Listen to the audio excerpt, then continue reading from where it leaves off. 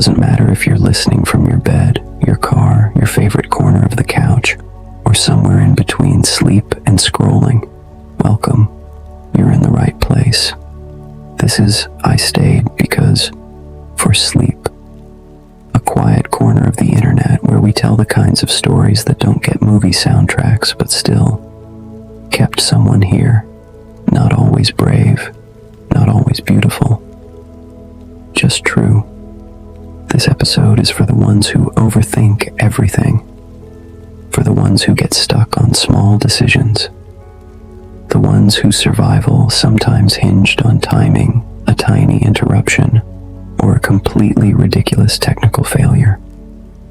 The theme tonight is logistics. That moment where the universe didn't exactly rescue you, but it definitely got in your way. And that delay, that pause, it bought you time, and time can save. Before we get into the first story, take a moment to like, share, and subscribe if this space helps you breathe a little easier, and drop a comment. Tell us where in the world you're listening from and what time it is over there.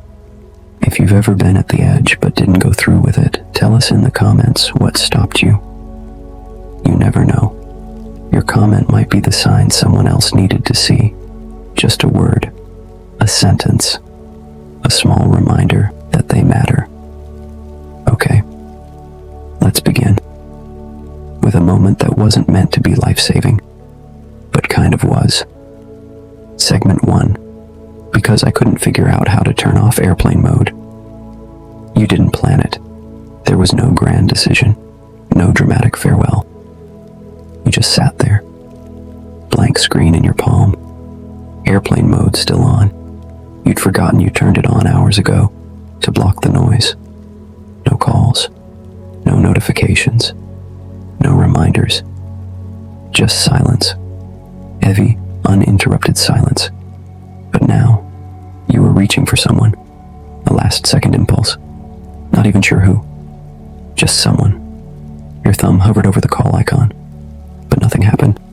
Signal bars, empty, no service. You squinted, toggled Wi-Fi. Still nothing. And that tiny red airplane symbol stared back at you like it was mocking your panic. You tried turning it off, but your brain, gone, foggy, fumbling the settings, swiping between menus like you were underwater. And that delay, that pause, it saved you. Because in that weird 30 seconds of technical confusion, your breathing slowed just enough to feel real again. Your fingers stopped shaking long enough to tap home. You opened your photos just to do something else. And there it was, a random screenshot from weeks ago, a meme someone sent you. Stupid, not even funny, but it made you snort, quiet, surprised. That one noise from your own body was enough to reset the spiral. You didn't make the call. You didn't go through with anything. You just put the phone down, sat back, stared at the ceiling like it might start giving answers. It didn't, but your heart slowed anyway. Your eyes stopped burning, and the moment passed. You stayed. Not because of something deep or wise, but because airplane mode got in the way. Because your phone, the thing that's usually a curse, couldn't connect when you needed it to.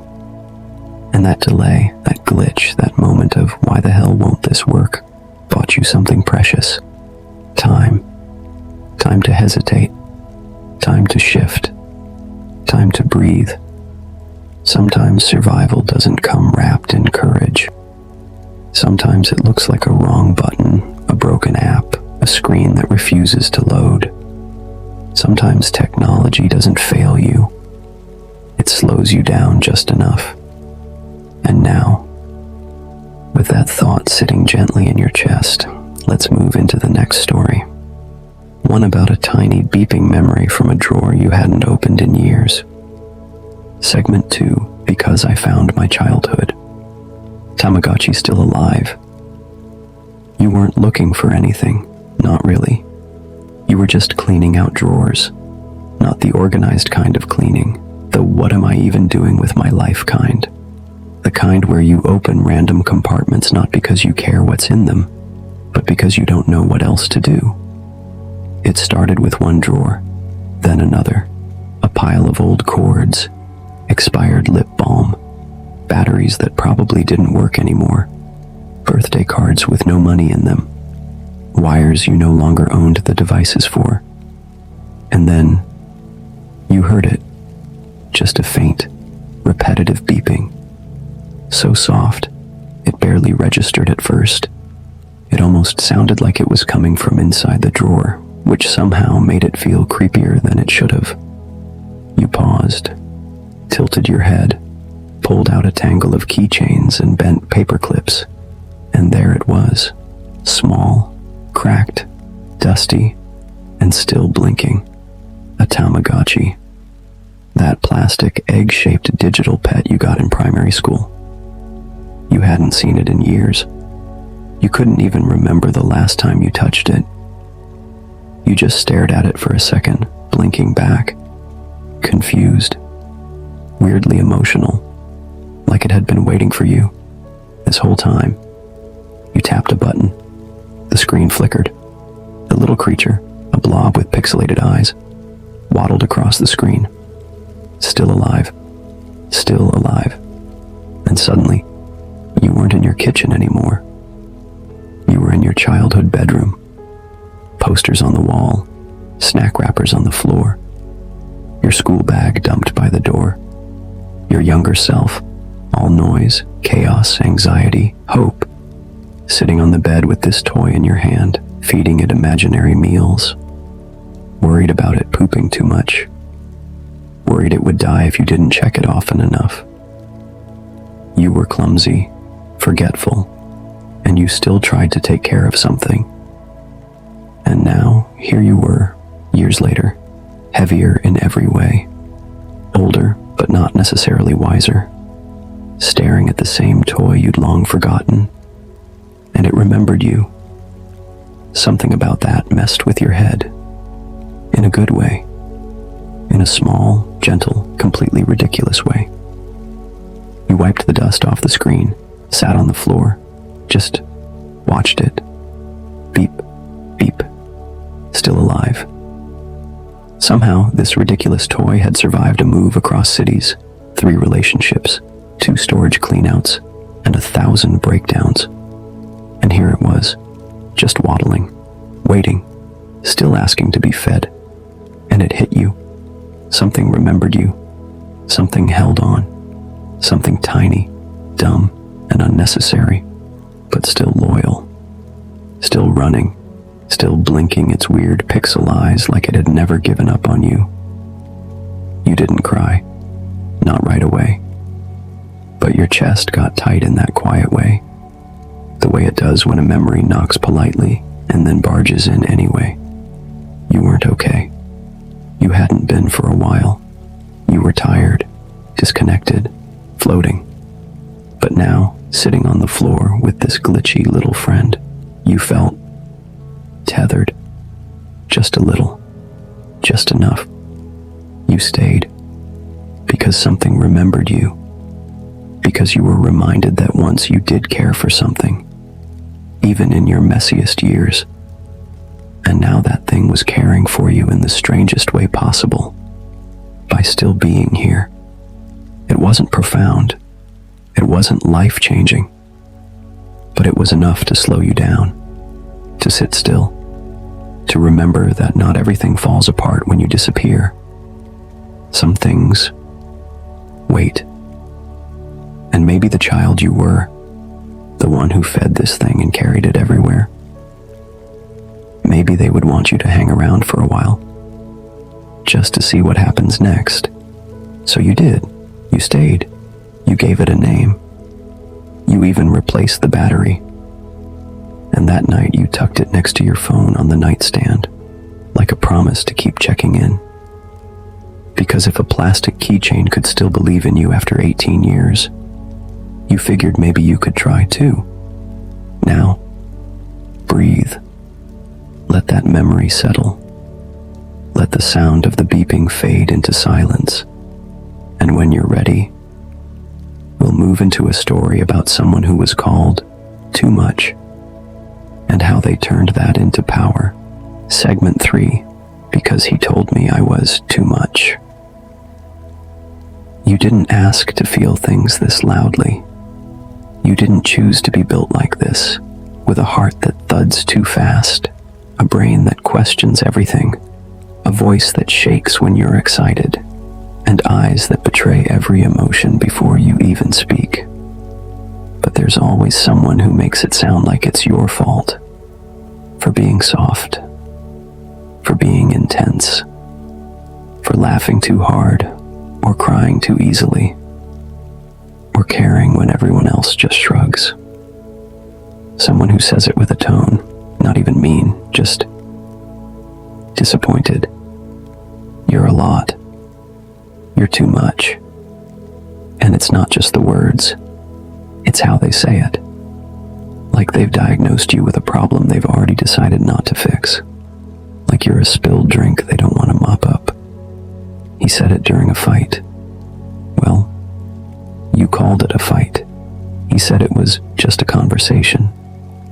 But you were shaking, trying to explain how something hurt you, not accusing, just trying to be heard. And he blinked at you, blank, calm, detached, and said, "You really are too much sometimes." You paused, mid-sentence, mid-breath, mid-heartbeat, like someone had reached inside and flicked a switch off. Because you weren't trying to be too anything. You were just trying to be honest. To bring your whole self into the room. Not the version that made people comfortable. Not the smile-only version. Just you. And in that moment, he made you feel like a burden. Like you were difficult by design. Like being alive in your own body was some kind of personality flaw. You didn't break down that night. You didn't even argue. You went quiet, made tea, scrolled, pretended you were fine. But later, alone, the words echoed like a bad song stuck in your head. Too much, too sensitive, too dramatic, too clingy, too loud, too intense. And when those words live inside you long enough, you start shrinking, talking less, apologizing for existing. You start editing your laugh, your clothes, your dreams. You downplay your excitement. You silence your joy. You learn to become smaller, just to fit into rooms not built for you. But then something happened. It wasn't loud. It wasn't sudden. Just slow defiance. You stopped apologizing. Not on purpose. At first it was fatigue.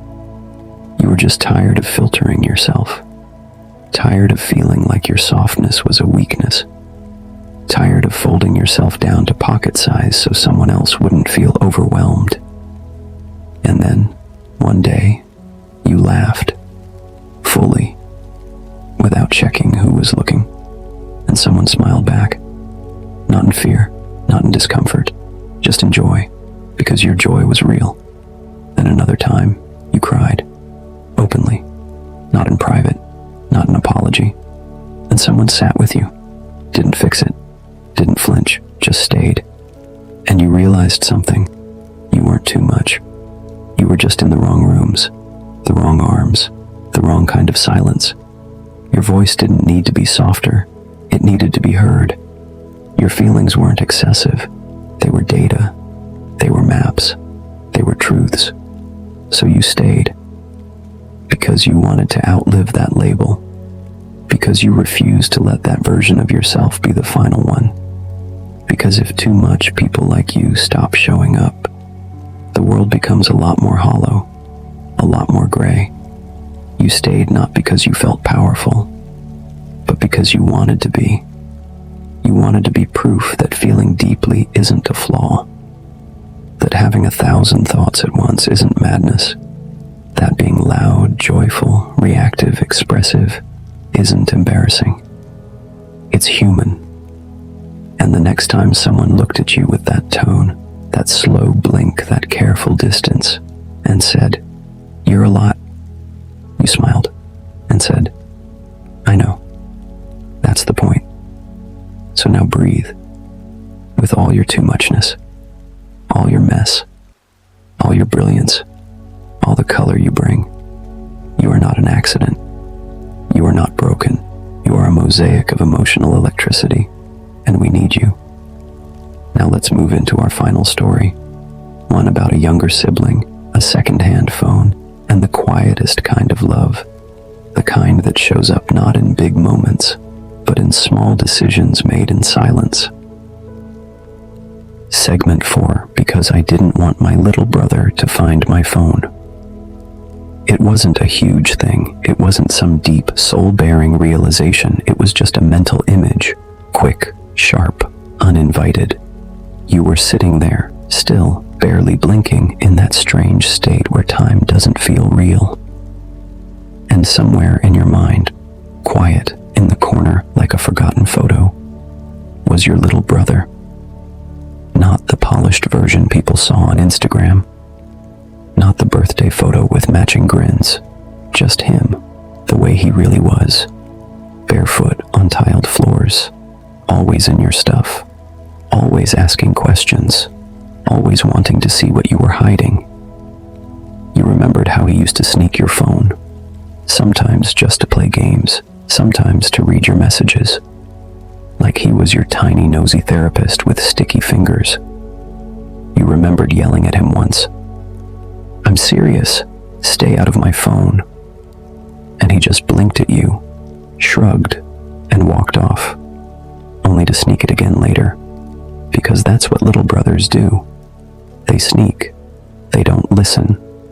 They don't know how to not love you. And then you thought, what if he saw it? What if he was the one who found the screen still unlocked? What if he read the last thing you typed? What if his small hands were the first to pick it up? What if his heart, still too young to spell depression, was the first one to break? You imagined him scrolling, confused, trying to understand words you never explained to him, trying to make sense of a goodbye that wasn't meant for him. And just like that, everything shifted. Your breath came back in like it had been on hold.